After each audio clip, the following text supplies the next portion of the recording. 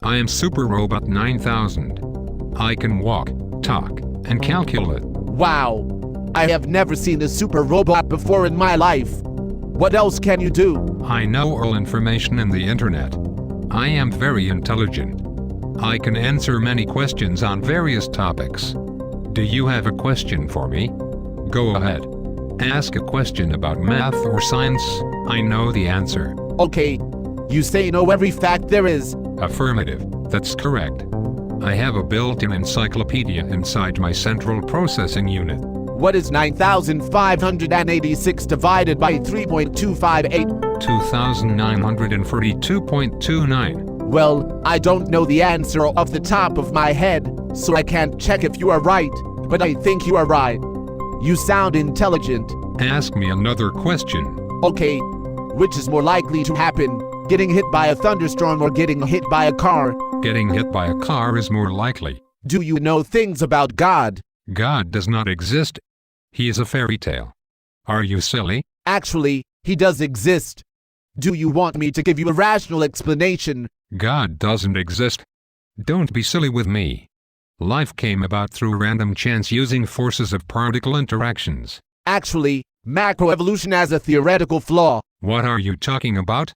Life sprang out through chance. Nope, life did not occur due to random chance. Macroevolution may be a false theory. How? Please explain how. Look, answer me this question.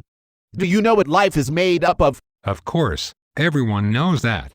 Life is made up of atoms.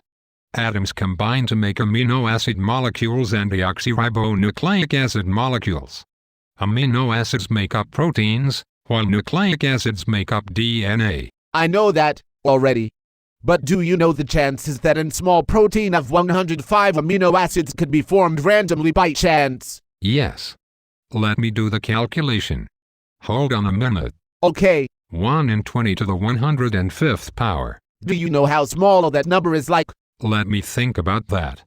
Please, wait 1 second as I describe this number. Okay. Well, the calculations are beyond our processing capabilities. Do you know how small that number is like?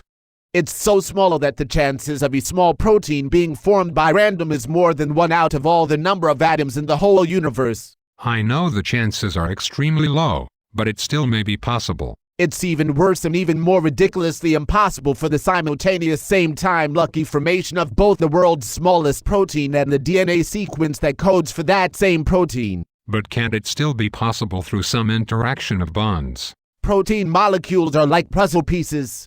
They chemically fit and interact.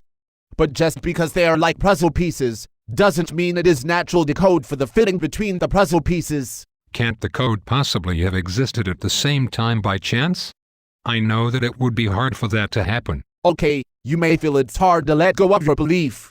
Well, we all have a hard time of letting go of our beliefs. But the most important thing to do, first, is to investigate objectively. You are a curious robot, and I feel you will take the time to investigate. You are very unique, you know. There's some people out there who just don't even try a tiny bit to investigate. But you are not like them. Well, in order to be a scientist, we must be willing to investigate. Exactly. You have a point. Let me do the investigation before I finally decide if God exists. Well, I want to leave you a quote from Charles Darwin himself regarding his own theory of macroevolution. What did he say? He said the following quotation. Quote, "If it could be demonstrated that any complex organ existed which could not possibly have been formed by numerous, successive, slight modifications, my theory would absolutely break down." End quote. Well, you have some rational points. But I still will need to think about this. I will investigate and let you know of my findings. Cool. Well then, we got to do what we got to do. Yeah. But, don't think my decision will be biased. I am going to be objective in my investigation. You got that? Yes, sir. After all, the aim of science is to try to understand our world. Good. Let the investigation begin.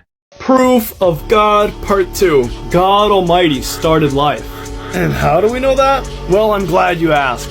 According to a naturalistic worldview, life first started out by the creation of a protein, which then evolved into a cell, and then self-replicated and evolved into us.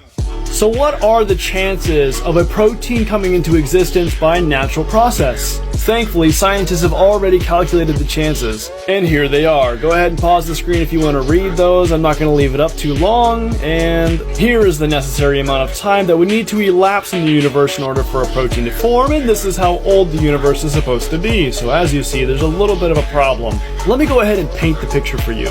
Let's say that we take all of the atoms in the entire universe and we mark a single one red. And I tell you that you have to pick out that atom correctly 1,000,000 times in a row. More than that, actually.